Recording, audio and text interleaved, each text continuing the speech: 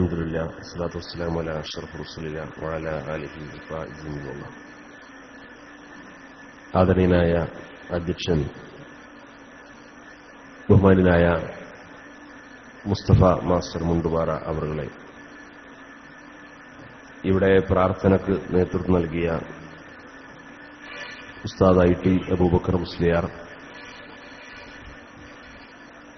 ചർച്ചയിൽ പങ്കെടുക്കുന്നതിന് വേണ്ടി ഇവിടെ എത്തിയിട്ടുള്ള ബഹുമാനായ സുബൈർ സബാഹി ഉൾപ്പെടെയുള്ള വേദിയിലെ ബഹുമാനരായ പണ്ഡിതന്മാരെ, നേതാക്കളെ, പ്രിയപ്പെട്ട വിദ്യാർത്ഥി സുഹൃത്തുക്കളെ, സഹോദരന്മാരെ, വളരെ പരിമിതമായ സമയമാണ് നമുക്ക് മുമ്പിലുള്ളത്. വളരെ പ്രധാനപ്പെട്ട വിശിഷ്ട അതിഥികൾ ഈ ചർച്ചയിൽ പങ്കെടുത്തുകൊണ്ട് സംസാരിക്കാനിരിക്കുകയുമാണ്. വളരെ സന്തോഷകരമായ ഈ വിഷയത്തെക്കുറിച്ച് കൂടുതൽ പ്രതീക്ഷ നൽകുന്ന ഒരു ഉദ്ഘാടന പ്രസംഗമാണ് ആദരണീയനായ വിദ്യാഭ്യാസ മന്ത്രി ഇവിടെ നിർവഹിച്ചിട്ടുള്ളത്. ഈ സർക്കാരിന്റെ കാലയളവിൽ തന്നെ നാം പ്രതീക്ഷിക്കുന്ന ഈ അന്താരാഷ്ട്ര അറബിക് സർവകലാശാല യാഥാർത്ഥ്യമാക്കുന്നതിന് വേണ്ടിയിട്ടുള്ള ആത്മാർത്ഥമായ പരിശ്രമം നടത്തുമെന്ന് വീണ്ടും അദ്ദേഹം ഇവിടെ ആവർത്തിച്ചിരിക്കുകയാണ്. പക്ഷെ നമ്മെ സംബന്ധിച്ചിടത്തോളം പേറ്റുനോവ് തുടങ്ങിക്കഴിഞ്ഞാൽ ഒരു നിശ്ചിത സമയത്തിനകം പ്രസവം നടന്നിട്ടില്ലെങ്കിൽ കുട്ടി മരിച്ചു പോകും എന്നതൊരു പൊതു സത്യമാണ്. അടുത്ത നിയമസഭാ തെരഞ്ഞെടുപ്പ് പ്രഖ്യാപിക്കാനിരിക്കെ ഇത് സംബന്ധമായ ഉറച്ച ഒരു തീരുമാനവും പ്രഖ്യാപനവും അതിന്റെ നടപടിക്രമങ്ങളും സർക്കാരിന്റെ ഭാഗത്തുണ്ടായിട്ടില്ലെങ്കിൽ ഈ അറബിക് സർവകലാശാല എന്ന ആവശ്യം അത് പൂർണ്ണമായി അലങ്കോലമാകും എന്ന ആശങ്കയാണ് നമ്മുടെ മുമ്പിലുള്ളത്. ഈ സംവിധാനത്തെ പലപ്പോഴും മതത്തിന്റെയും സമുദായത്തിന്റെയും ഒക്കെ പേരിൽ ചാർത്തിക്കൊണ്ട് അതിനെ പരമാവധി സങ്കുചിതമായ തലത്തിലേക്ക് കൊണ്ടുപോകാനുള്ള ബോധപൂർവമായ ശ്രമങ്ങൾ ഇവിടെ നടന്നുകൊണ്ടിരിക്കുന്നുണ്ട്. ഒരിക്കലും കേരളത്തിലെയോ ഇന്ത്യയിലോ ഉള്ള മുസ്ലിം സമുദായത്തിന്റെയോ മുസ്ലിം സംഘടനകളുടെയോ അറബി ഭാഷ പഠിക്കുകയോ പഠിപ്പിക്കുകയോ ചെയ്യപ്പെടുന്നൊരു സംഘടനയുടെ പോലും ആവശ്യമായിട്ടല്ല ഈ അറബിക് സർവകലാശാല നമ്മുടെ മുമ്പിൽ ചർച്ചയ്ക്ക് വരുന്നത്. തികച്ചും മതപരമായ തലങ്ങൾക്കപ്പുറമുള്ള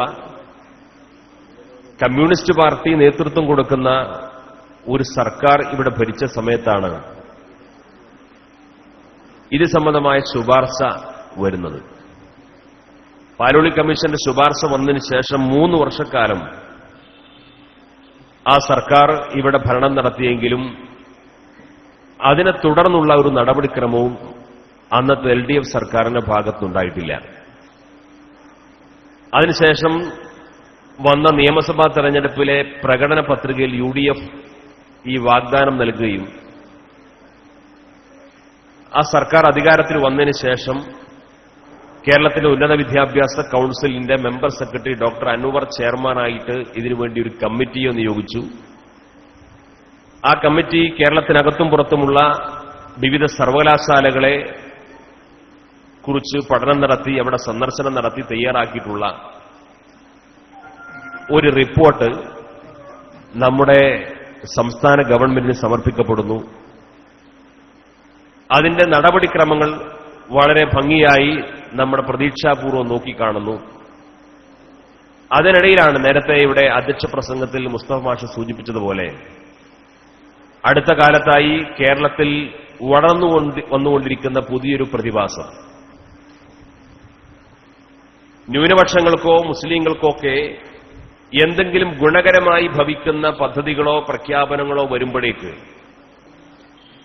അതിനെല്ലാം ഒരു പ്രത്യേക നിറത്തിൽ കണ്ടുകൊണ്ട് അതിനെ ഞെക്കിക്കൊല്ലാനുള്ള വളരെ ഗൂഢമായ ശ്രമത്തിന്റെ ഭാഗമായി ഈ സർവകലാശാലയെ മതത്തിന്റെയും വർഗീയതയുടെയും ഒക്കെ പേരിൽ നോക്കിക്കാണുന്നതിനു വേണ്ടി കേരളത്തിലെ ഉന്നത ഉദ്യോഗസ്ഥന്മാരെ മുന്നിൽ നിർത്തിക്കൊണ്ട്, കേവലം ഉദ്യോഗസ്ഥന്മാരുടെ ഒരു കുറിപ്പായിട്ട് അതിനെ കാണാൻ കഴിയില്ല, ഉന്നത ഉദ്യോഗസ്ഥന്മാരെ മുന്നിൽ നിർത്തിയിട്ട് കേരളത്തിൽ നടന്നിട്ടുള്ള വളരെ വ്യക്തമായ ഉദ്യോഗസ്ഥ രാഷ്ട്രീയ ഗൂഢാലോചനയുടെ ഭാഗമായിട്ടാണ് ഈ സർവകലാശാല യാഥാർത്ഥ്യമാകാതിരിക്കാൻ ആവശ്യമായിട്ടുള്ള ചില റിപ്പോർട്ടുകൾ ആ ഫയലിൽ കുറിച്ചുവെച്ചത്. ആ ഫയലിൽ അങ്ങനെ റിപ്പോർട്ടുണ്ടെന്ന് പത്രവാർത്തകളുടെയാണ് സമൂഹം അറിയുന്നത്. അപ്പോൾ ആ റിപ്പോർട്ട് അത്രത്തോളം ഉണ്ടാകുമോ ഇല്ലയോ എന്നൊക്കെയുള്ള ചോദ്യങ്ങൾ ബാക്കിയുണ്ട്. കാരണം ഗവൺമെന്റിന്റെ ഒരു സ്വകാര്യ ഫയലിൽ എഴുതി വെച്ചിട്ടുള്ള ഒരു രേഖയാണ്, ഒരു കുറിപ്പാണ്. വിവരാവകാശ നിയമം അനുസരിച്ചൊക്കെ അതിന്റെ പകർപ്പ് കൃത്യമായി കിട്ടിയാലേ സ്വാഭാവികമായും അങ്ങനെ ഒരു കുറിപ്പൊക്കെ ചീഫ് സെക്രട്ടറി എഴുതിയിട്ടുണ്ടോ ഇല്ലയോ എന്നൊക്കെ നമുക്ക് ബോധ്യമാവുകയുള്ളൂ. പക്ഷെ യാദൃച്ഛികമായിരിക്കാം തൊട്ടടുത്ത ദിവസം തന്നെ കേരളത്തിലൊരു സ്വകാര്യ മലയാള ചാനലിന് ഇതേ ചീഫ് സെക്രട്ടറി തന്നെ നൽകിയിട്ടുള്ള അഭിമുഖത്തിൽ അറബിക് സർവകലാശാല സംബന്ധിച്ചുള്ള ചോദ്യത്തിന് ഇതിന് തടസ്സവാദം ഉന്നയിച്ചുകൊണ്ടുള്ള പരാമർശം അദ്ദേഹം ഈ ചാനലിലെ അഭിമുഖത്തിൽ തന്നെ നടത്തുകയുണ്ടായി. അതോടെ ഈ വിഷയം വളരെ വ്യക്തമാവുകയാണ്. ഇവിടെ ഒരു സർക്കാർ പ്രകടന പത്രികയിൽ വാഗ്ദാനം ചെയ്യപ്പെട്ടൊരു പദ്ധതി, ആ പദ്ധതിയുടെ നടപടിക്രമങ്ങളുടെ ഭാഗമായി ഒരു കമ്മിറ്റിയോ നിയോഗിക്കുന്നു. ആ കമ്മിറ്റി ആ ദൌത്യം പൂർത്തീകരിച്ച് റിപ്പോർട്ട് സമർപ്പിക്കുന്നു. അതിനുശേഷം വിവിധ വകുപ്പ് തലത്തിലുള്ള നടപടിക്രമങ്ങൾ നടന്നുകൊണ്ടിരിക്കുന്നതിനിടെ സ്വാഭാവികമായും സർക്കാർ പ്രഖ്യാപിച്ചൊരു പദ്ധതിക്കെതിരെ ആ സർക്കാരിന് നേതൃത്വം കൊടുക്കുന്ന രാഷ്ട്രീയ പാർട്ടികൾ ഒരു രാഷ്ട്രീയ തീരുമാനമെടുക്കുക എന്നതിനേക്കാൾ അപ്പുറം ഉദ്യോഗസ്ഥന്മാരെ കൊണ്ട് ചാനലിൽ അഭിമുഖം കൊടുപ്പിച്ചുകൊണ്ട് അതിനെ വെടക്കാക്കുന്ന ഒരു ശൈലി നമ്മുടെ സംസ്ഥാനത്തുണ്ടായി. ഇതെല്ലാം ഒരു ഉദ്യോഗസ്ഥന്റെ ആസൂത്രിതമായ പദ്ധതിയാണ് എന്ന് വിശ്വസിക്കാൻ മാത്രമൊന്നും കേരളത്തിലെ ജനങ്ങൾ മണ്ടന്മാരല്ല. അവ നേർക്കുനേർ അറബിക് സർവകലാശാലയ്ക്ക് വേണ്ടി സംസാരിക്കുകയും ന്യൂനപക്ഷങ്ങൾക്ക് വേണ്ടി വാദിക്കുകയും ന്യൂനപക്ഷങ്ങളുടെ പക്ഷം ചേർന്നുകൊണ്ട് അവരുടെ അവകാശത്തെക്കുറിച്ച് സംസാരിക്കുകയും ചെയ്തുകൊണ്ട് പലപ്പോഴും ഇത്തരത്തിലുള്ള ചില ആളുകളെ മുന്നിൽ നിർത്തിക്കൊണ്ട് ഇതിനെ നശിപ്പിക്കാനുള്ള ശ്രമങ്ങൾ നടന്നുകൊണ്ടിരിക്കുന്നു എന്നത് ബോധ്യമാണ്. 3 കാര്യങ്ങളാണ് ഇതിനെതിരായി ചീഫ് സെക്രട്ടറി ഈ കുറിപ്പിൽ എഴുതിവെച്ചതും അദ്ദേഹം ചാനൽ നൽകിയ അഭിമുഖത്തിൽ പറഞ്ഞു. ഒന്ന്, അറബി ഭാഷ ഭരണഘടന അംഗീകരിക്കുന്ന ഒഫീഷ്യൽ ഭാഷയല്ല.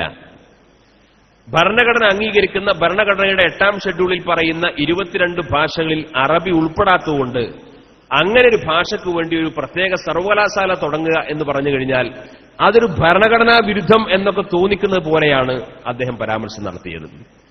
അതിന്റെ നിജസ്ഥിതി പരിശോധിച്ച് നോക്കുമ്പോൾ ഈ ഭരണഘടനയിൽ പറഞ്ഞിട്ടുള്ള ഒഫീഷ്യൽ ഭാഷകളിൽ അറബി ഇല്ല എന്നത് സത്യമാണ്. പക്ഷേ ഈ പറയപ്പെടുന്ന 22 ഭാഷകളിൽ ഇന്ത്യയിൽ തുടക്കം കുറിച്ച, ഇന്ത്യയിൽ രൂപം കൊണ്ട പ്രാദേശിക ഭാഷകളും നാട്ടുഭാഷകളും ഒരുപക്ഷെ കാട്ടുഭാഷകൾ ഉൾപ്പെടെയുള്ള അത്തരം ഭാഷകൾ മാത്രമാണ് ഈ പറയുന്ന ഭരണഘടനയുടെ 8ാം ഷെഡ്യൂളിൽ പറയുന്ന 22 ഭാഷകൾ. നമ്മുടെ നാട്ടിൽ പ്രൈമറി സ്കൂളുകൾ മുതൽ വലിയ യൂണിവേഴ്സിറ്റികളിൽ വരെ നടന്നുകൊണ്ടിരിക്കുന്ന എല്ലാ പഠനങ്ങളും അധ്യാപനങ്ങളും അതിന്റെ മീഡിയമായിട്ട് 90% ഉപയോഗപ്പെടുന്ന ഭാഷ ഇംഗ്ലീഷ് ഭാഷയാണ്. ഇംഗ്ലീഷ് ഭാഷയാണ്. നമ്മുടെ രാഷ്ട്രഭാഷയായ ഹിന്ദി പോലും അങ്ങനൊരു മീഡിയമായിട്ട് എവിടെയും ഉപയോഗപ്പെടുത്തുന്നില്ല. എന്നാൽ ഈ പറയപ്പെടുന്ന ഇത്രയും വ്യാപകമായി ഉപയോഗപ്പെടുത്തുന്ന ഇംഗ്ലീഷ് ഭാഷ പോലും ഭരണഘടനയുടെ 8ാം ഷെഡ്യൂളിൽ പറയുന്നില്ല.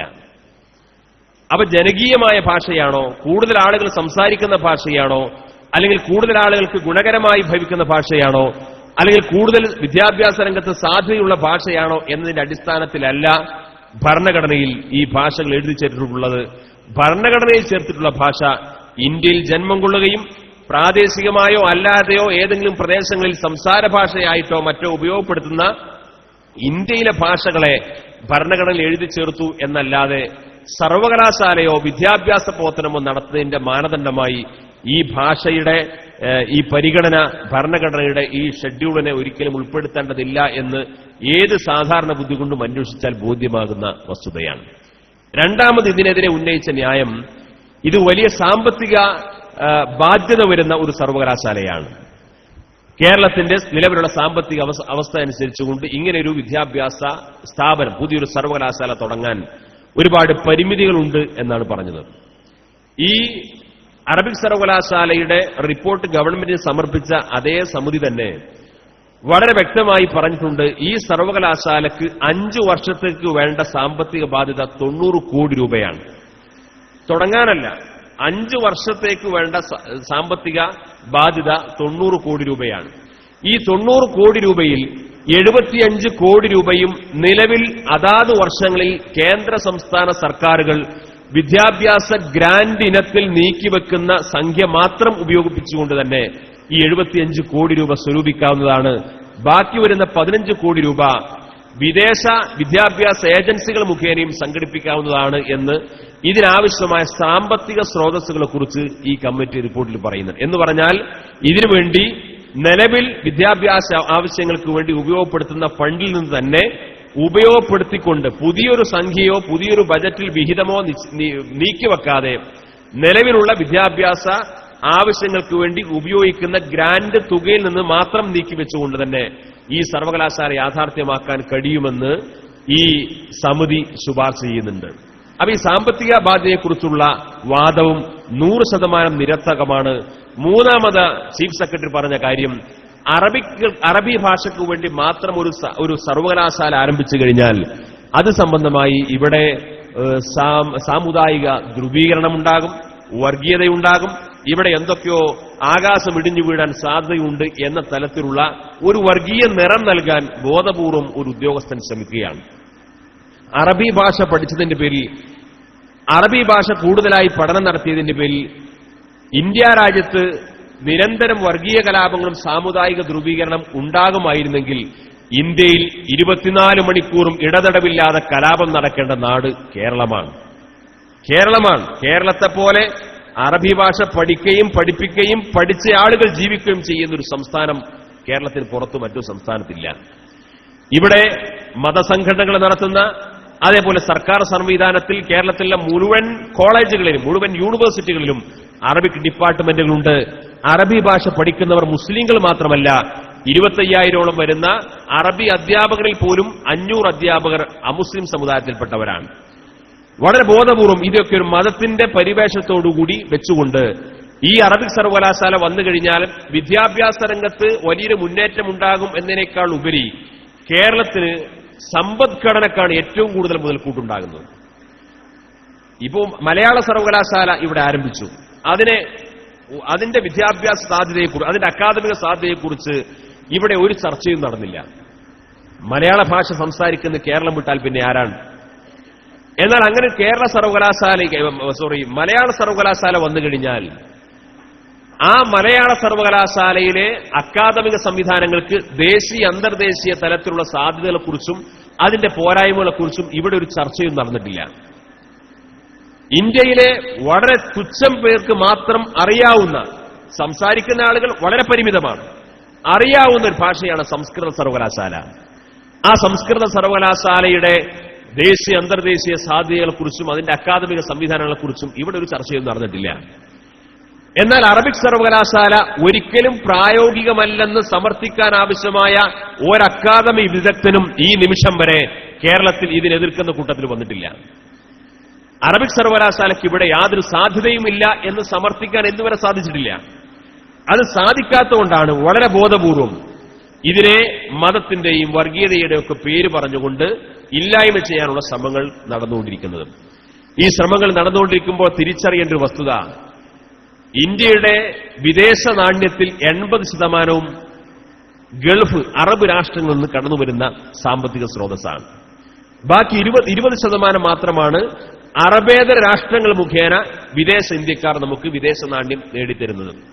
ഇതിന് പ്രധാനപ്പെട്ട ഒരു കാരണം, അറബ് നാടുകളിൽ സേവനം ചെയ്തുകൊണ്ടിരിക്കുന്ന ആളുകൾ ചെറിയ തൊഴിലാണെങ്കിലും വലിയ ബിസിനസ്സുകാരാണെങ്കിലും വലിയ ഉന്നത ഉദ്യോഗസ്ഥന്മാരാണെങ്കിലും ഈ അറബ് രാഷ്ട്രങ്ങളിലൊന്നും അവർക്ക് പൗരത്വം ലഭ്യമാകാനുള്ള ഒരു സാധ്യതയുമില്ല. അവർക്കറിയാം 10-15 വർഷം കഴിഞ്ഞാൽ അല്ലെങ്കിൽ നിതാക്കാത്ത് പോലെയുള്ള എന്തെങ്കിലും പുതിയൊരു പരിഷ്കൃത നിയമം വന്നാൽ ഇന്നല്ലെങ്കിൽ നാളെ നമ്മൾ നാട്ടിലേക്ക് പോകേണ്ടവരാണ്. അതുകൊണ്ട് തന്നെ ഗൾഫിൽ സേവനം ചെയ്യുന്ന ബിസിനസ്സുകാരാണെങ്കിലും തൊഴിലാളികളാണെങ്കിലും അവർക്ക് ലഭ്യമാകുന്ന ഈ സാമ്പത്തിക സൗകര്യങ്ങൾ മൊത്തം നിക്ഷേപമായിട്ട് വരുന്നത് നമ്മുടെ സ്വന്തം നാട്ടിലേക്കാണ്. എന്നാൽ യൂറോപ്യൻ രാജ്യങ്ങൾ ഉൾപ്പെടെയുള്ള അറബേതര രാഷ്ട്രങ്ങളിൽ ജോലി ചെയ്തുകൊണ്ടിരിക്കുന്ന ഇന്ത്യക്കാർ, അവരെ സംബന്ധിച്ചിടത്തോളം ഈ ഗൾഫിന് പുറമെയുള്ള യൂറോപ്യൻ രാജ്യങ്ങൾ ഉൾപ്പെടെ സേവനം ചെയ്തുകൊണ്ടിരിക്കുന്ന ഇന്ത്യക്കാരിൽ, വിദേശ ഇന്ത്യക്കാരിൽ 95% ആളുകളും അവിടെ ഇന്നല്ലെങ്കിൽ നാളെ നമുക്ക് പൗരത്വം നേടാൻ സാധിക്കും, നമ്മൾ കുടുംബസമേതം അവിടെ താമസിക്കാൻ സാധിക്കും, അതുകൊണ്ട് ഇനി നാട്ടിലേക്ക് വല്ലപ്പോഴും വല്ല പെരുന്നാളിനോ തിരിച്ചു വന്നാൽ മതി, അതുകൊണ്ട് നമ്മുടെ നിക്ഷേപവും ഇവിടെ തന്നെ നമുക്ക് ഇറക്കാം, ഇവിടെ ഉപയോഗപ്പെടുത്താം എന്ന് ചിന്തിക്കുന്നവരാണ്. അതുകൊണ്ടാണ് പലപ്പോഴും ബജറ്റിൽ മൊത്തമായി ലഭ്യമാകുന്ന അല്ലെങ്കിൽ സർക്കാരിന്റെ അവതരിപ്പിക്കപ്പെടുന്ന ബജറ്റ് തുകയേക്കാൾ കൂടുതൽ സംഖ്യ വിദേശ നാണ്യമായി നമ്മുടെ നാട്ടിലേക്ക് വന്നുകൊണ്ടിരിക്കുന്നത്. ഈ വിദേശ നാണ്യത്തിൽ 80% അറബ് രാഷ്ട്രങ്ങളിൽ നിന്നാണ്. സ്വാഭാവികമായും കേരളത്തിലെ വിദ്യാഭ്യാസ മേഖലയ്ക്ക് എത്രത്തോളം ഇത് ഉപയോഗപ്പെടുത്തും സാധിക്കും എന്നതിനേക്കാൾ അപ്പുറം കേരളത്തിന്റെ സമ്പദ് മേഖലയ്ക്ക് തന്നെ വലിയ മുതൽക്കൂട്ടാവുന്ന ഒരു അന്താരാഷ്ട്ര അറബിക് സർവകലാശാല വന്നുകഴിഞ്ഞാൽ അതിന്റെ ഗുണഭോക്താക്കളായി മഹാഭൂരിപക്ഷം മുസ്ലിം സമുദായത്തിൽപ്പെട്ട ആളുകൾ വരുമോ എന്ന ഒരാശങ്ക കൊണ്ട് മാത്രം രാജ്യത്തിന് തന്നെ പുരോഗതി ഉണ്ടാകാൻ സാധ്യതയുള്ള ഒരു പദ്ധതിയെ ഇല്ലായ്മ ചെയ്യാനുള്ള ബോധപൂർവമായ ശ്രമമാണ് ഇപ്പോൾ നടന്നുകൊണ്ടിരിക്കുന്നത്. ഇനി വിദ്യാഭ്യാസ രീതിയെ തന്നെ ഇവിടെ വളരെ വ്യത്യസ്തമായ ഒരു വീക്ഷണകോണിലൂടെ കാണുന്ന ഒരു പ്രവണത ഇപ്പോൾ ആരംഭിച്ചിട്ടുണ്ട്. മുസ്ലിങ്ങൾ വിദ്യാഭ്യാസം നേടുന്നതിന് ആരും എതിരല്ല. അങ്ങനെ വിദ്യാഭ്യാസം നേടുകയാണെങ്കിൽ തന്നെ അവർ മതപരമായ പശ്ചാത്തലത്തിലല്ലാത്ത വിദ്യാഭ്യാസം നേടണം. മുസ്ലിങ്ങൾ വിദ്യാഭ്യാസം നേടിക്കോ, അവർ കോളേജിൽ പഠിച്ചുകൊള്ളട്ടെ, അവർ അക്കാദമിക മേഖലയിലൊക്കെ വളരെ ഉയരങ്ങൾ കീഴടക്കിക്കൊള്ളട്ടെ, ആരും എതിരല്ല. പക്ഷേ ഇവർക്ക് ഒരു ഹിഡൻ അജണ്ടയുണ്ട്. അങ്ങനെ മുസ്ലിങ്ങൾ വിദ്യാഭ്യാസ രംഗത്ത് പുരോഗതി പ്രാപിക്കുമെങ്കിൽ, കാരണം മുസ്ലിങ്ങളെ വിദ്യാഭ്യാസ രംഗത്ത് തടഞ്ഞു നിർത്താൻ കഴിയാത്ത വിധമുള്ള ഒരു കുതിച്ചുചാട്ടം ഇന്ന് കേരളത്തിലെ വിദ്യാഭ്യാസ മേഖലയിലുണ്ട്. വെള്ളാപ്പള്ളി നടേശൻ കോളേജ് തുടങ്ങിയാലും സുകുമാരൻ നായർ കോളേജ് തുടങ്ങിയാലും മെറിറ്റിൽ വരുന്നതിൽ വലിയൊരു വിഭാഗം മുസ്ലിം കുട്ടികളാണ്. ഇവരെ നിങ്ങൾക്ക് ഇവിടെ പ്രവേശനമില്ല എന്ന് പറയാൻ കഴിയില്ല. മിടുക്കരായ, പ്രഗത്ഭരായ, നല്ല കാലിബറുള്ള ഒരുപറ്റം വിദ്യാർത്ഥികൾ ഇന്ന് എല്ലാ മേഖലയിലും വളർന്നു വരികയാണ്. അവ വിദ്യാഭ്യാസം നിഷേധിക്കാൻ നിവൃത്തിയില്ല. അപ്പോൾ പുതിയ ആരംഭിച്ച ഒരു അജണ്ട, ഒരു ആസൂത്രിതമായ പദ്ധതി, അവർ വിദ്യാഭ്യാസം നേടിക്കൊള്ളട്ടെ, പക്ഷേ അവരൊരിക്കലും ഒരു മതപരമായ ആത്മീയമായ പശ്ചാത്തലത്തിൽ വളരുന്നവരാവരുത്. അവിടെയാണ് ഒരേ ബെഞ്ചിൽ കലർന്നിരിക്കാനും പുതിയ സദാചാരത്തിന്റെ പുതിയ അവതരിക്കാനുള്ള ശ്രമം നടത്തി അവർ വിദ്യാഭ്യാസം നേടിയാലും മതപരമായ ധാർമ്മികമായ ചിന്താഗതിയോടുകൂടി വളരാൻ അവർക്ക് അവസരം നിഷേധിക്കാനുള്ള ചില ബോധപൂർവമായ ശ്രമങ്ങൾ ഇവിടെ നടക്കുന്നത്. ആ കാര്യം കൂടി പറഞ്ഞാൽ അവസാനിപ്പിക്കാൻ, ഫറൂഖ് കോളേജിൽ ഒരു വിവാദമുണ്ടായി. ആ വിവാദം ഇത്രത്തോളം ഊതി വീർപ്പിച്ച് വലുതാക്കി ചാനലുകളിലും മീഡിയകളിലുമൊക്കെ ചർച്ചയാക്കുന്നതിന്റെ താല്പര്യം എന്തായിരുന്നു? ഒരു ദിവസം അധ്യാപകൻ ക്ലാസ് റൂമിൽ വരുമ്പോൾ ആ ക്ലാസ്സിലെ വളരെ കുറച്ച് കുട്ടികൾ, ആൺകുട്ടികളും പെൺകുട്ടികളും ഇടകലർന്നിരിക്കുന്നതായിട്ട് അധ്യാപകന്റെ ശ്രദ്ധയിൽപ്പെട്ടു. ഫറൂഖ് കോളേജിന്റെ ചരിത്രത്തിൽ ആദ്യമാണ്. അങ്ങനെ അധ്യാപകന്റെ ശ്രദ്ധയിൽപ്പെട്ടപ്പോൾ അധ്യാപകൻ പറഞ്ഞു, നമ്മുടെ ക്ലാസ്സിൽ ഇങ്ങനെ ഇരിക്കാൻ പാടില്ല. ഇവിടെ ഇത്രയും കാലം ആൺകുട്ടികളും പെൺകുട്ടികളും 2 റോ ആയിട്ട് ഇരിക്കുന്ന ആ സംവിധാനം അത് തുടർന്നാൽ മതി, മറ്റു രീതി ഇവിടെ പാടില്ല. അത് അധ്യാപകൻ ആ ക്ലാസ് റൂമിലെ അവിടുത്തെ ഒരു ഡിസിപ്ലിൻ അനുസരിച്ചുകൊണ്ട് ആ നിർദ്ദേശം നൽകി. ആ നിർദ്ദേശം പാലിക്കാൻ വിദ്യാർത്ഥികൾ ബാധ്യസ്ഥരാണ്. അധ്യാപകൻ അങ്ങനെ പറഞ്ഞപ്പോൾ ഒരു പറ്റം ആൺകുട്ടികളും പെൺകുട്ടികളും ക്ലാസ്സിൽ നിന്ന് ഇറങ്ങിപ്പോയി. അതും കോളേജുകളുടെ ഒരു സ്വാഭാവികമായ രീതിയാണ്. ഇപ്പോൾ അവർ ക്ലാസ് എടുക്കാൻ വേണ്ടി അധ്യാപകൻ കയറി വരികയാണ്. അപ്പൊ അവിടെയുള്ള കുട്ടികൾക്ക് തന്നെ പറയാം, സർ ഞാൻ ഈ ക്ലാസ്സിൽ ഇരിക്കണില്ല, ഞാൻ പുറത്തു പോവാണ്. ആ കുട്ടിക്ക് ഇറങ്ങിപ്പോകാം. നമ്മുടെ സ്കൂളുകളിലെ പോലെ അല്ലെങ്കിൽ നമ്മുടെ അറബിക് കോളേജുകളെ പോലെയുള്ള അത്രയും ഒരു കണിശതയൊന്നും ഇത്തരം കോളേജുകളില്ല. അപ്പൊ സ്വാഭാവികമായി കുറച്ച് കുട്ടികൾ ഇറങ്ങിപ്പോയി. അത് ആ അധ്യാപകന്റെ നിർദ്ദേശത്തോട് വിമിഷ്ടം പ്രകടിപ്പിച്ചുകൊണ്ട് ഇറങ്ങിപ്പോയതായിരിക്കാം എന്ന് കരുതി എന്നതിനേക്കാൾ അപ്പുറം അവിടെ മറ്റൊന്നും സംഭവിക്കുന്നില്ല. പക്ഷേ ഈ ക്ലാസ് കഴിഞ്ഞ് അധ്യാപകൻ പുറത്തു വന്ന് ഈ അദ്ദേഹത്തിന്റെ പീരീഡ് അവസാനിച്ച് പുറത്തു വന്നപ്പോഴേക്ക് ഈ ഇറങ്ങിപ്പോയ കുട്ടികളും അവരോടൊപ്പം കോഴിക്കോട് നഗരത്തിലെ മുഴുവൻ മാധ്യമ പ്രവർത്തകരും ഒരു പടയായി ഈ അധ്യാപകനെ കാത്തിരിക്കുകയാണ്. അവിടെ സ്ത്രീക്ക് അവകാശം നിഷേധിക്കുന്നു. ആൺകുട്ടികൾക്കും പെൺകുട്ടികൾക്കും ഇടകലർന്നിരിക്കാനുള്ള സ്വാതന്ത്ര്യം നിഷേധിക്കുന്നു, ആവിഷ്കാര സ്വാതന്ത്ര്യം നിഷേധിക്കുന്നു. ഇവിടെ ലിംഗസമത്വമില്ല. ഇത് ഇത്തരത്തിലുള്ള പുതിയ വാദങ്ങൾ ഉന്നയിച്ചുകൊണ്ട് ഈ അധ്യാപകരെ മാധ്യമപ്രവർത്തകർ ചോദ്യം ചെയ്യുന്ന, പ്രിൻസിപ്പളിനോട് വിശദീകരണം ചോദിക്കുന്ന, ആ വിശദീകരണത്തിനിടയിൽ പ്രിൻസിപ്പൽ പറയുന്നത് ഇവിടെ വ്യവസ്ഥാപിതമായ ഒരു സംവിധാനമുണ്ട്, ആ സംവിധാനം അനുസരിച്ച് തന്നെ കോളേജിന്റെ അച്ചടക്കം സൂക്ഷിച്ച് മുന്നോട്ട് പോകും. അപ്പൊ പ്രിൻസിപ്പൽ ഒരിക്കലും പറയാത്തൊരു സംഗതി അവിടെ മാധ്യമങ്ങളിൽ വരികയാണ്. ഇത് മദ്രസ പോലെ അല്ലെങ്കിൽ മതസ്ഥാപനം പോലെ നടത്തുമെന്ന അവകാശവാദം ഉന്നയിച്ചുകൊണ്ട് പ്രിൻസിപ്പൾ സംസാരിക്കുന്ന രീതിയിൽ ആ വിഷയത്തെ പരമാവധി ഒരു മതപരമായ ചട്ടക്കൂടിൽ കൊണ്ടുവന്നിട്ട് അങ്ങനെ വ്യാഖ്യാനിക്കാൻ വേണ്ടിയിട്ടുള്ള ബോധപൂർവമായ ശ്രമം. ഇത് മാധ്യമങ്ങൾ ഇത്രയും വിഷയമാക്കുമ്പോൾ നമ്മൾ ആലോചിക്കേണ്ടത്, വർഷങ്ങളായി കോട്ടയം ജില്ലയിൽ അരുന്ധതി റോയി എന്ന് പറയുന്ന ഇന്ത്യയിൽ അറിയപ്പെട്ട എഴുത്തുകാരിയുടെ മാതാവ് നടത്തുന്ന മേരി മാത എന്ന് പറയുന്ന ഒരു സ്ഥാപനമുണ്ട്. ആ സ്ഥാപനത്തിന്റെ പ്രോസ്പെക്ടസിൽ പറയുന്നു, ഇന്നും ആ കോളേജിലെ അച്ചടക്കവുമായി ബന്ധപ്പെട്ട നിയമനിർദ്ദേശങ്ങളിൽ പറയുന്ന സംഗതി, ആ കോളേജ് ക്യാമ്പസിൽ ഒരു ആൺകുട്ടിയും പെൺകുട്ടിയും നേർക്കുനേർ സംസാരിക്കണമെങ്കിൽ അവർ 1 മീറ്റർ അകലം പാലിക്കണം എന്നത് അവിടുത്തെ ഒരു നിബന്ധനയാണ്. കോളേജ് ക്യാമ്പസിൽ അവിടുത്തെ ആൺകുട്ടിയും പെൺകുട്ടിയും തമ്മിൽ സംസാരിക്കണമെങ്കിൽ അവർ 1 മീറ്റർ അകലെ നിന്നുകൊണ്ട് മാത്രമേ സംസാരിക്കാൻ പാടുള്ളൂ.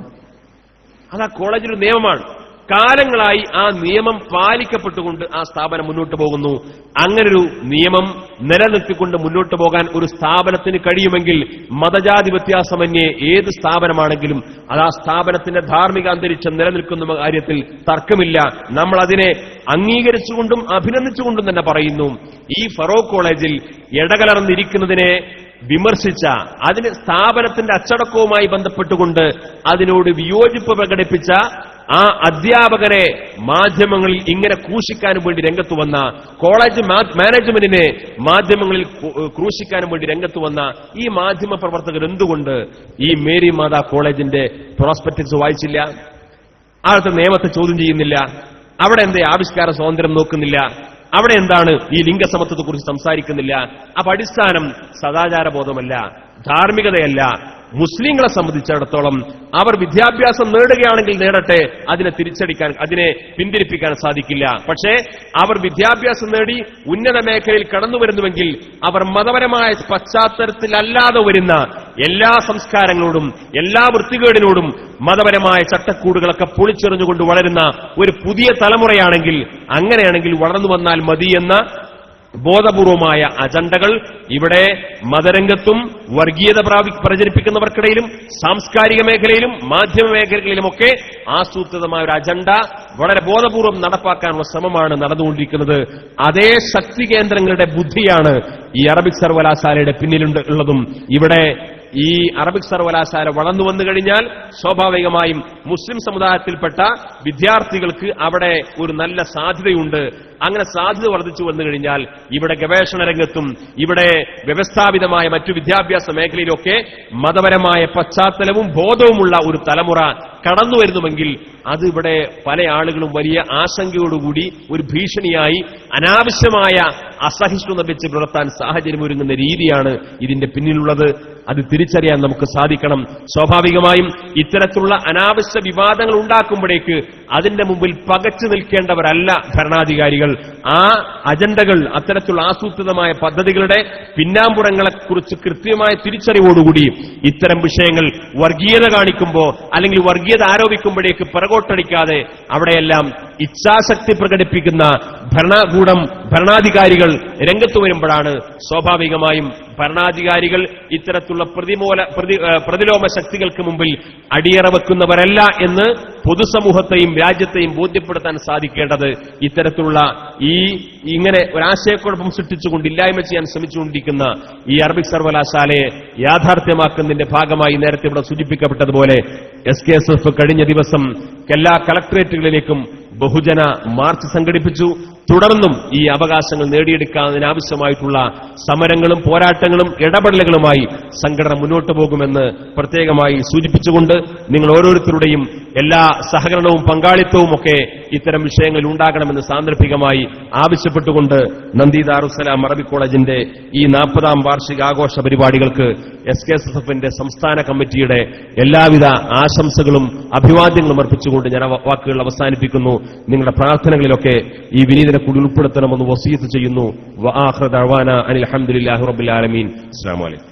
കർമ്മ നൈരന്തര്യത്തിന്റെ ചിറകിലേറി പതിറ്റാണ്ടുകൾ പകർന്ന പരിചയ സമ്പത്തിന് മുസ്ലിം കേരളം നൽകിയ അഭിമാന ദൗത്യം സമസ്ത കേരള സുന്നി സ്റ്റുഡന്റ് ഫെഡറേഷന്റെ കർമ്മ നിരതനായ കാര്യദർശിയായി മുസ്ലിം കേരളം തെരഞ്ഞെടുത്ത ഞങ്ങളുടെ അഭിമന്യ അതിഥി സത്താർ കണ്ടല്ലൂർ സാഹിബിന് ക്യാമ്പസ് യൂണിറ്റ് SKSSF നൽകുന്ന ഉപഹാരം നൽകുന്നതിന് വേണ്ടി ദാറുസ്സലാം പ്രൊഫസർ അഭിവന്യരായ IT ഉസ്താദിനെയും സ്വീകരിക്കുന്നതിന് വേണ്ടി അഭിവന്യരായ സത്താർ കണ്ടല്ലൂർ സാഹിബിനെയും സാദരം ക്ഷണിക്കുന്നു.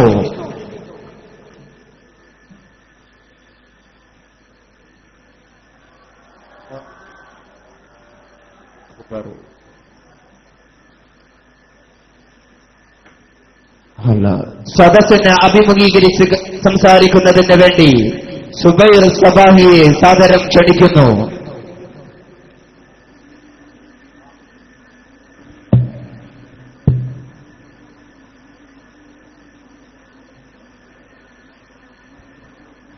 അൽഹംദുലില്ലാഹി റബ്ബിൽ ആലമീൻ വസ്സലാത്തു വസ്സലാമു അലാ അഷ്റഫിൽ മുർസലീൻ അമ്മാ ബഅദ്. ആദരണീയനും ബഹുമാന്യനുമായ അധ്യക്ഷൻ മുസ്തഫ മാസ്റ്റർ മുണ്ടുപാറ, ബഹുമാന്യനായ പ്രാർത്ഥന കൊണ്ട് ഈ സദസ്സിനെ അനുഗ്രഹിച്ച, സാന്നിധ്യം കൊണ്ടും അനുഗ്രഹിച്ച ബഹുമാന്യപ്പെട്ട ഉസ്താദ് IT ഉസ്താദ്, വേദിയിൽ ഉപവിഷ്ടരായ SKSS സംസ്ഥാന ജനറൽ സെക്രട്ടറി ജനാബ് സത്താർ പന്തല്ലൂർ, റസൽ നന്ദി, പ്രിയപ്പെട്ട പണ്ഡിതന്മാരെ, സുഹൃത്തുക്കളെ, ആദ്യമായി ഈ പരിപാടിയിലേക്ക് പങ്കെടുക്കാൻ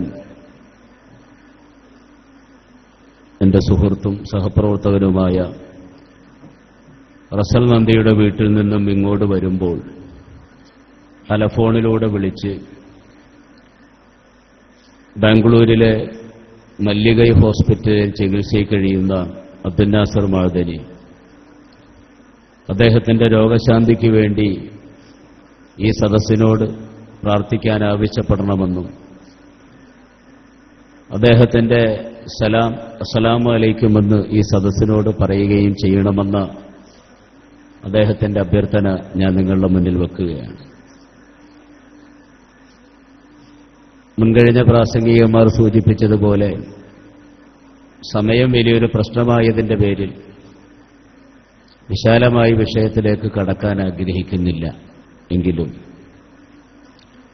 അറബിക് സർവകലാശാല ആവശ്യവും അവകാശവും, അതിന്റെ ആവശ്യത്തെക്കുറിച്ച് വളരെ വ്യക്തമായി മുൻകഴിഞ്ഞ പ്രാസംഗികന്മാർ നിങ്ങളുടെ ശ്രദ്ധയിൽപ്പെടുത്തിയിട്ടുണ്ട്.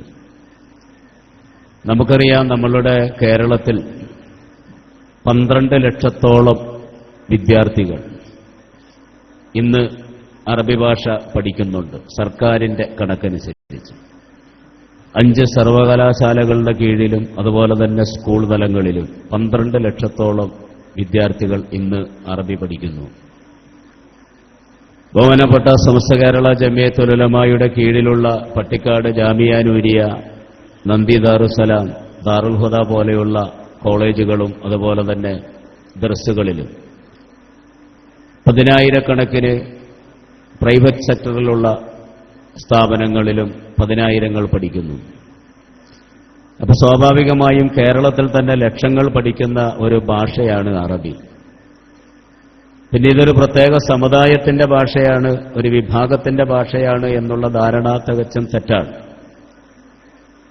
നമുക്കറിയാം, ദാറുസ്സലാം പോലെയുള്ള ഒരു കാമ്പസിൽ ഞാൻ കൂടുതൽ പറയേണ്ട അൽ-മുൻജിദ് നമ്മളുടെ കാമ്പസിനകത്തെല്ലാം ഉള്ളതാണ്. ലോകപ്രസിദ്ധമായ ഡിക്ഷണറിയാണ്. ഈ ഡിക്ഷണറി ഉണ്ടാക്കിയത് ലൂയിസ് എന്ന് പറയുന്നൊരു ക്രിസ്ത്യാനിയാണ്. ലോകത്തെ എല്ലാ നാടുകളും അംഗീകരിച്ചിട്ടുള്ള ഇംഗ്ലീഷ് അറബി ഡിക്ഷണറി ജോൺ കോനായുടേതാണ്. അങ്ങനെ എടുത്ത് പരിശോധിച്ചാൽ നമുക്ക് മനസ്സിലാക്കാൻ പറ്റും ഈ ഭാഷ സംസാരിക്കുന്നത് മുസ്ലിങ്ങൾ മാത്രമല്ല. മാർത്തോമാ സഭയുടെ ലോക അധ്യക്ഷൻ മാർ അബ്ദുൽ കരീം തിരുമേനി, മാർത്തോമാ സഭയുടെ പരമാധ്യക്ഷനാണ് അദ്ദേഹം. അദ്ദേഹത്തിന്റെ മാതൃഭാഷ അറബിയാണ്. ഇറാഖ് കുവൈത്ത് യുദ്ധസമയത്ത് ഇറാഖിന്റെ ഫോറിൻ മിനിസ്റ്ററായിരുന്ന ശ്രീ താരിഖ് അസീസ് റോമൻ കത്തോലിക്കനാണ്, ആർസി ക്രിസ്ത്യാനിയാണ് അന്ന് അദ്ദേഹം. ഇറാഖിയായ താരിഖ് അസീസ് സംസാരിക്കുന്നതും അറബി ഭാഷയാണ്. അപ്പൊ ഇതൊരു പ്രത്യേക വിഭാഗത്തിന്റെയോ മതത്തിന്റെയോ ജാതിയുടെയോ ഭാഷയാണ് എന്നൊക്കെയുള്ള ചിന്തയും ചർച്ചയും ഈ സർവകലാശാലയുടെ തുടക്കത്തിന് ഒരു തടസ്സമായിട്ട് മാത്രം ഉപയോഗിക്കുന്നു എന്നാണ് നമുക്ക് മനസ്സിലാക്കാൻ പറ്റുന്നത്. പിന്നെ ഈ അവകാശത്തെക്കുറിച്ച് പറയുമ്പോൾ എനിക്ക് മുൻകഴിഞ്ഞ പ്രാസംഗികന്മാരെല്ലാവരും വളരെ കൃത്യമായി വിട്ടുപോയ അല്ലെങ്കിൽ പറയണ്ട എന്ന് വെച്ച അവരുടെ പരിമിതി അതെനിക്ക് മനസ്സിലാകും.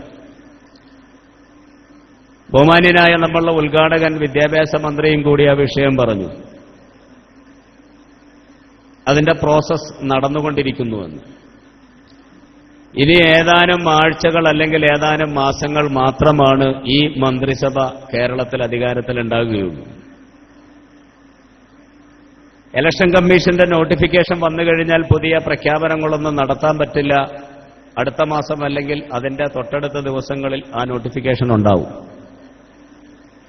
അങ്ങനെ വന്നാൽ UDF ഗവൺമെന്റിന്റെ UDFന്റെ പ്രകടന പത്രികയിൽ പറഞ്ഞിട്ടുള്ള അറബിക് സർവകലാശാല എന്ന ആ സംഭവം ഇല്ലാതാകുമെന്നുള്ള കാര്യത്തിൽ ഒരു തർക്കവുമില്ല. ഇവിടെ നാം മനസ്സിലാക്കേണ്ട ഒരു കാര്യമുണ്ട്. ന്യൂനപക്ഷങ്ങളുടെ, പ്രത്യേകിച്ച് ന്യൂനപക്ഷങ്ങളിൽ പ്രമുഖ സ്ഥാനമുള്ള മുസ്ലിം സമുദായം അവരുടെ ആവശ്യത്തെക്കുറിച്ച് സംസാരിക്കുമ്പോൾ, അല്ലെങ്കിൽ അധികാര സ്ഥാനങ്ങളിൽ ഇരിക്കുന്നവർ അധികാര കേന്ദ്രങ്ങൾ അവരുടെ അവകാശം അനുവദിച്ചു തരാൻ തയ്യാറാകുമ്പോൾ അത് ന്യൂനപക്ഷ പ്രീണനം എന്ന് പറഞ്ഞ് ഭയപ്പെടുത്തി അവരെ പിന്തിരിപ്പിക്കുന്ന ഒരു സംവിധാനം. എനിക്ക് പറയാനുള്ളത്, ഇവിടുത്തെ ന്യൂനപക്ഷങ്ങൾ ഇന്ന് നേരിടുന്ന ഏറ്റവും വലിയ, വിശിഷ്യ മുസ്ലിം സമുദായം നേരിടുന്ന ഏറ്റവും വലിയ വെല്ലുവിളി അവരുടെ അവകാശം എന്നുള്ളത് പ്രീണനം ആണ് എന്ന തരത്തിലേക്കുള്ള ചർച്ചയാണ് നിലവിൽ ഇവിടുത്തെ മുസ്ലിം സമുദായം നേരിടുന്ന ഏറ്റവും വലിയ പ്രശ്നം എന്നാണ് എനിക്ക് മനസ്സിലാക്കാൻ പറ്റിയിട്ടുള്ളത്. അപ്പൊ അതുകൊണ്ട് ഇത് അവകാശമാണ് എന്ന് മനസ്സിലാക്കിക്കൊണ്ട് പ്രവർത്തിക്കാൻ ന്യൂനപക്ഷങ്ങളും അതുപോലെ തന്നെ അധികാരികളും തയ്യാറാവണം. ആ വിഷയത്തിലാണ് അവരെ പിന്നോട്ടടിക്കുന്നത്. ഇപ്പൊ ജിജി തോംസനെ കുറിച്ച് പറഞ്ഞു, ചീഫ് സെക്രട്ടറി. ബഹുമാന്യനായ SKSSFന്റെ ജനറൽ സെക്രട്ടറി സത്താർ പന്തല്ലൂർ അദ്ദേഹം പറഞ്ഞു, ചീഫ് സെക്രട്ടറി അങ്ങനെ നോട്ട് എഴുതിയിട്ടുണ്ടോ ഇല്ലേ എന്നുള്ള കാര്യത്തിൽ സംശയത്തിന്റെ ചില കാര്യങ്ങൾ പറഞ്ഞു. ജിജി തോംസന്റെ നോട്ട് ഉണ്ട് എന്ന് മാത്രമല്ല, അറബിക് സർവകലാശാല വിഷയത്തിലെ ക്യാബിനറ്റിൽ ചർച്ച നടക്കുമ്പോൾ, ഡിസ്കഷൻ നടക്കുമ്പോൾ മുൻ ധനകാര്യമന്ത്രി KM മാണി പറഞ്ഞത് അറബിക് സർവകലാശാല ഇവിടെ വേണമെങ്കിൽ ഒരു ക്രിസ്ത്യൻ സർവകലാശാല കൂടി വേണമെന്നാ പറഞ്ഞ്. എനിക്ക് തോന്നുന്നത് മറന്നുപോയതോ അല്ലെങ്കിൽ ഇത് പൊതുസമൂഹത്തെ അറിയിക്കുകയോ വേണ്ട എന്ന് കരുതി ആരും മിണ്ടാതിരുന്നതാവും. ഒരു അറബിക് സർവകലാശാല ഇവിടെ വേണമെങ്കിൽ ക്രിസ്ത്യൻ സർവകലാശാല വേണമെന്നാണ് KM മാണി പറഞ്ഞത്. ഫിനാൻസ് സെക്രട്ടറിയും അഡീഷണൽ ചീഫ് സെക്രട്ടറിയുമായ അബ്രഹാമാണ് ഒരു പൈസ പോലും അറബിക് സർവകലാശാലയ്ക്ക് അനുവദിക്കാൻ ധനകാര്യ വകുപ്പ് തയ്യാറല്ല എന്ന് പറഞ്ഞത്, നോട്ട് എഴുതിയത്. ചീഫ് സെക്രട്ടറിയായ ജിജി തോംസൺ കൃത്യമായി എഴുതിയതും പറഞ്ഞതും കേരളത്തിൽ സർവകലാശാല, അറബിക് സർവകലാശാല വന്നാൽ ഇവിടെ മതവിഭാഗീയതയും സംഘർഷവും സംഘട്ടനവും ഉണ്ടാവാൻ സാധ്യതയുണ്ട് എന്ന. എനിക്ക് SKSSF അടക്കമുള്ള വിദ്യാർത്ഥി സംഘടനകളോട് പറയാനുള്ളത്, ഒരു ജനാധിപത്യ ഗവൺമെന്റിന്റെ തീരുമാനത്തെ അട്ടിമറിക്കാൻ ഒരു ഉദ്യോഗസ്ഥനും അധികാരമില്ല. ജിജി തോംസൺ അങ്ങനെ എഴുതി വെച്ചത് അയാൾക്ക് അധികാരമില്ലാത്ത കാര്യത്തിൽ ആവശ്യമില്ലാത്ത എഴുതി വെച്ചതിന് ജിജി തോംസനെ പ്രോസിക്യൂട്ട് ചെയ്യണമെന്ന മുദ്രാവാക്യമായിരിക്കണം SKSSF അടക്കമുള്ള വിദ്യാർത്ഥി സംഘടനകൾ ഇനി ഉയർത്തേണ്ടത്. എന്തവകാശമാ ജിജി തോംസണുള്ളത്? അബ്ദുറബ്ബ് നമ്മളുടെ വിദ്യാഭ്യാസ മന്ത്രി ആയിരിക്കണമെന്നും അദ്ദേഹം MLA ആകണമെന്നും നമ്മൾ തീരുമാനിച്ചതാ. ഒരു ജനാധിപത്യ സ്റ്റേറ്റിൽ, ഒരു ഫെഡറൽ സംവിധാനം നിലനിൽക്കുന്ന ഒരു ജനാധിപത്യ രാജ്യത്ത് നമ്മെ ആര് ഭരിക്കണമെന്ന് തീരുമാനിക്കാനുള്ള അവകാശം നമുക്കുള്ളതാ. അതിന്റെ അടിസ്ഥാനത്തിലാ തിരൂരങ്ങാടിയിൽ നിന്നും അബ്ദുറബ്ബ് ജയിച്ചത്, ഇവിടുത്തെ MLA ജയിച്ചത്. ജിജി തോംസൺ ചീഫ് സെക്രട്ടറി ആവണമെന്ന് കേരളത്തിലെ ഒരുത്തനും ആഗ്രഹിച്ചിട്ടില്ല. അയാളെ ആരും എലക്ട് ചെയ്തതല്ല. ജിജി തോംസൺ എന്ന ചീഫ് സെക്രട്ടറിയുടെ ഉത്തരവാദിത്വം ആകെയുള്ളത് ഗവൺമെന്റ് നടപ്പിലാക്കുന്ന ക്യാബിനറ്റ് ഡിസിഷൻ അത് നടപ്പിലാക്കുക എന്നുള്ളതാ. മറിച്ച് ജിജി തോംസൺ അത് ചെയ്യാൻ തയ്യാറായില്ല എന്ന് മാത്രമല്ല, രാജ്യത്ത് വർഗീയ ധ്രുവീകരണവും സംഘർഷവും ഉണ്ടാക്കാനുള്ള വിത്തുപാകി വർഗീയവാദിയായി മാറുകയാണ് ജിജി തോംസൺ ചെയ്തത്. അറിയുമോ നിങ്ങൾ ജിജി തോംസനെ? ഇയാൾ ചീഫ് സെക്രട്ടറി ആയിട്ട് കേരളത്തിലെ ഒരു ലാസ്റ്റ് ഗ്രേഡ് ജീവനക്കാരൻ പോലും ആകാൻ അർഹതയില്ലാത്തവനാ. ഈ അടുത്ത സമയത്ത് പത്തനംതിട്ടയിൽ അദ്ദേഹം പ്രസംഗിച്ചത് ഇന്ത്യയിൽ മുഴുവൻ സുവിശേഷവൽക്കരണം നടക്കണമെന്ന, വെഞ്ചരിച്ച കൊന്തയിടാത്ത ഒരൊറ്റ ഇന്ത്യക്കാരനും, കഴുത്തിൽ കൊന്തയിടാത്ത ഒറ്റ ഇന്ത്യക്കാരനും ഉണ്ടാവാത്ത രീതിയിൽ ഇന്ത്യ മഹാരാജ്യത്തിന്റെ മുക്കുമൂലകളിൽ മുഴുവൻ ക്രൈസ്തവവൽക്കരണം നടത്തണമെന്ന് ചീഫ് സെക്രട്ടറിയായ ജിജി തോംസൺ പ്രസംഗിക്കുമ്പോൾ എനിക്ക് ഓർമ്മ വരുന്നത്, നിങ്ങൾ ഓർക്കുന്നുണ്ടാവും, നമ്മളുടെ ആഫ്രിക്കയുടെ കൊമ്പ് എന്നറിയപ്പെടുന്ന കൊച്ചു സെനഗൽ മുതൽ കമ്മ്യൂണിസ്റ്റ് ചൈന വരെയുള്ള സ്ഥലങ്ങളിൽ വേദപുസ്തകം പ്രതിപാദിച്ച ദൈവരാജ്യം വരുന്നതിനു വേണ്ടി അമേരിക്കൻ ഇവാഞ്ചലിസ്റ്റുകളുടെ താൽപര്യപ്രകാരം ഇറാഖ് അടക്കമുള്ള, സിറിയ അടക്കമുള്ള അറേബ്യൻ ഇസ്ലാമിക് ഗൾഫ് രാജ്യങ്ങൾ സമ്പൂർണ്ണമായി ബോംബിട്ട് തകർത്തുകൊണ്ട് ആ രാജ്യത്തിന്റെ അസ്തിത്വം നഷ്ടപ്പെടുത്തിക്കൊണ്ട് നാം ഇന്ന് കാണുന്ന അവസ്ഥയിലേക്ക് ഈ രാജ്യത്തെ എത്തിച്ചത് ലോകത്തെ ഏറ്റവും വലിയ ക്രൈസ്തവ ഭീകര സംഘടനയായ അമേരിക്കൻ ഇവാഞ്ചലിസത്തിന്റെ താൽപര്യമാണ്. ഞാൻ ആരോപിക്കുന്നു എന്ന് മാത്രമല്ല, ഞാൻ വിശ്വസിക്കുന്നു ജിജി തോംസൺ ലോകം കണ്ട ഏറ്റവും വലിയ ക്രൈസ്തവ തീവ്രവാദ സംഘടനയായ അമേരിക്കൻ ഇവാഞ്ചലിസത്തിന്റെ കേരളത്തിന്റെ വാക്താവാണ് എന്ന് ഞാൻ ബലമായി സംശയിക്കുന്നു. അല്ലെങ്കിൽ ഇങ്ങനെ എഴുതുവാൻ, ഇങ്ങനെ ക്യാബിനറ്റിൽ നോട്ട് കുറിക്കുവാൻ, ഇങ്ങനെ പരസ്യമായി ചർച്ചകളിൽ പറയാൻ ഒരു ഉദ്യോഗസ്ഥനും തയ്യാറാകില്ല. അയാൾക്കതിനുള്ള അധികാരവുമില്ല, അതിനുള്ള ധൈര്യവും ഉണ്ടാകുകയില്ല. അപ്പൊ ലോകത്ത് മൊത്തം നടക്കുന്ന ഈ ഭീകര പ്രവർത്തനം, ഭീകരത എന്ന് പറഞ്ഞാൽ നമുക്കറിയാം. ഇപ്പോൾ ഇത് ആരോപണം ചുരുങ്ങി ചുരുങ്ങി മുസ്ലിം സമുദായത്തിന്റെ മേലെ വന്നു. അതിന്റെ മെറിറ്റിലേക്ക് ഞാൻ കടക്കാൻ ആഗ്രഹിക്കുന്നില്ല.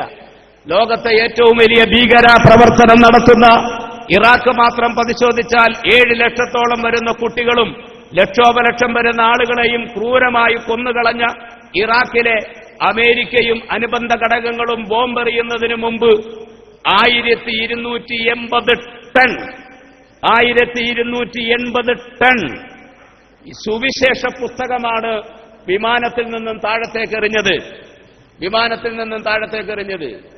ആ പുസ്തകം വായിച്ചിട്ട് ആർക്കെങ്കിലും മാനസാന്തരം വന്നാൽ, അതായത് സെനഗൽ മുതൽ ചൈന വരെയുള്ള സ്ഥലങ്ങളിൽ വേദപുസ്തകം പറഞ്ഞ ദേവരാജ്യം നിലനിൽക്കാൻ, അതിനുള്ള പ്രതലം ഒരുക്കാൻ മാനസികമായിട്ട് ക്രൈസ്തവമല്ലാത്ത ബാക്കി മുഴുവൻ സിംബലുകളും മനസ്സിൽ നിന്ന് എടുത്തു കളയാൻ തയ്യാറായാൽ പിറകെ വരുന്ന ബോംബിംഗിൽ നിന്നും രക്ഷപ്പെടാമെന്ന കൃത്യമായ നിർദ്ദേശം അടങ്ങിയ ലഘുലേഖകൾ ടൺ കണക്കിന് വലിച്ചെറിഞ്ഞ അമേരിക്കൻ ഇവാഞ്ചലിസം എന്ന് പറയുന്ന ലോകത്തെ ഏറ്റവും വലിയ ഭീകര തീവ്ര പ്രസ്ഥാനം, ആ പ്രസ്ഥാനത്തിന്റെ വക്താവാണ് ജിജി തോംസൺ. തർക്കമുണ്ടോ നിങ്ങൾക്ക്? അല്ലെങ്കിൽ ഇന്ത്യയുടെ മണ്ണിൽ നിന്നും ചീഫ് സെക്രട്ടറി ആയിരിക്കെ ഇന്ത്യയിൽ മുഴുവൻ വെന്തരിച്ച കൊന്ത കഴുത്തിലിടാനായിട്ട് എല്ലാവരും ഇടുന്നതുവരെ സുവിശേഷം നടത്തൽ എന്റെ ബാധ്യതയാണ്, നിങ്ങളുടെ ബാധ്യതയാണ് എന്ന് പറയാൻ ഇയാൾ തയ്യാറാകുമോ, ധൈര്യപ്പെടുമോ? ഒരു ഭാഷയുടെ പേരിൽ ഇയാൾ പറഞ്ഞതാ കലാപം ഉണ്ടാകുമെന്ന്. നാട്ടിലെ കലാപമുണ്ടാകുമെന്ന് പറഞ്ഞു. അറബിക് ഭാഷ, അറബിക് സർവകലാശാല ഇവിടെ ഉണ്ടായാൽ, അറബിക് സർവകലാശാല ഉണ്ടായാൽ കലാപമുണ്ടാകുമെന്ന് പറയുന്നവർ എന്തടിസ്ഥാനത്തിലാണ് ജിജി തോംസൺ ഈ റിപ്പോർട്ട് തയ്യാറാക്കിയത് എന്ന് ചോദിക്കാൻ നമ്മുടെ മന്ത്രിസഭയ്ക്ക് ഇന്ന് വരെ പറ്റിയിട്ടില്ല. പറ്റുമെന്ന് ഞാൻ കരുതുന്നുമില്ല. ഇന്ന് വരെ ചോദിച്ചില്ല. ഉമ്മൻചാണ്ടി ചോദിച്ചിട്ടില്ല, ആഭ്യന്തരമന്ത്രി ചോദിച്ചിട്ടില്ല, ആദരണീയനായ വിദ്യാഭ്യാസ മന്ത്രി രഹസ്യമായി ചോദിച്ചോ ഇല്ലെന്ന് എനിക്കറിയില്ല, പരസ്യമായി ചോദിച്ചതായിട്ടറിയില്ല. അവരുടെ കീഴിലുള്ള ഒരു ഉദ്യോഗസ്ഥൻ നടത്തിയ റിപ്പോർട്ടും അയാളുടെ അപക്വമായ അഭിപ്രായവും അത് തെറ്റാണെന്ന് പറയാൻ ആ ക്യാബിനറ്റിലുള്ള ആരും ഇന്ന് വരെ ധൈര്യം കാണിച്ചിട്ടില്ല എങ്കിൽ അറബിക് സർവകലാശാല കേരളത്തിന്റെ മണ്ണിൽ ഉണ്ടാകുമെന്ന് കരുതാൻ പ്രയാസമുണ്ട്. ഞാൻ അവസാനിപ്പിക്കാൻ ആഗ്രഹിക്കുകയാണ്. അതുകൊണ്ട് ആദ്യമായി ഇവിടെ വരാൻ പറ്റിയതിൽ സമസ്തയും അനുബന്ധ ഘടകങ്ങളും ഞങ്ങളെ ആദ്യമായിട്ടാണ് വിളിക്കുന്നത്. അതുകൊണ്ടാണ് ഒരുപാട് പ്രയാസം സഹിച്ചും ഇവിടെ വരാൻ തയ്യാറായത്. സ്വാഗതം ചെയ്യുന്നു, ഹൃദ്യമായി അഭിനന്ദിക്കുന്നു ഇതിന്റെ സംഘാടകരെയും അതുപോലെ തന്നെ അനുബന്ധ ഘടകങ്ങളെയും. ഞങ്ങൾക്ക് വലിയ സന്തോഷമുണ്ട് ആ വിഷയത്തിൽ. കാരണം സമസ്ത ഞങ്ങളുടെ കൂടിയാണ്. സമസ്ത ആരുടെയും സ്വന്തമൊന്നുമല്ല, ഞങ്ങളുടെ കൂടിയാണ്. ഞാനൊക്കെ പഠിച്ചത് സമസ്തയുടെ മദ്രസയിലെ. ഞാൻ ഇപ്പോഴും ജമാഅത്തിന്റെ പ്രസിഡന്റ് ആയിരിക്കുന്നത് സമസ്ത അംഗീകരിച്ച വിദ്യാഭ്യാസ ബോർഡിന്റെ സിലബസ് പഠിപ്പിക്കുന്ന മദ്രസയിലാണ്. അതിന്റെ പള്ളിയുടെ പ്രസിഡന്റാണ്. അപ്പൊ സമസ്ത ഞങ്ങളുടെ കൂടിയാണ്. ഇതുവരെ സമസ്ത എന്തോ അനുബന്ധ ഘടകങ്ങളും ആ വിഷയത്തിൽ ഞങ്ങളെ പരിഗണിച്ചിരുന്നില്ല. ആദ്യമായി പരിഗണിക്കുന്നത് സന്തോഷമുണ്ട് ഞങ്ങൾക്ക് ആ വിഷയത്തിൽ. അതുകൊണ്ട് SKSSF നടത്തുന്ന ഈ അറബിക് സർവകലാശാല വിഷയത്തിൽ നടത്തുന്ന മുഴുവൻ സമരങ്ങൾക്കും സമ്പൂർണമായ പിന്തുണ, എല്ലാ അർത്ഥത്തിലുമുള്ള പിന്തുണ വാഗ്ദാനം ചെയ്യാൻ കൂടി ഈ വേദിയെ ഞാൻ ഉപയോഗപ്പെടുത്തിക്കൊണ്ട് എല്ലാവർക്കും ഹൃദ്യമായ സന്തോഷകരമായ നന്മ നേർന്നുകൊണ്ട് അവസാനിപ്പിക്കട്ടെ. വആഖിറു ദഅ്വാനാ അൽഹംദുലില്ലാഹി റബ്ബിൽ ആലമീൻ. അസ്സലാമു അലൈക്കും വറഹ്മത്തുള്ളാഹി വബറകാതുഹു.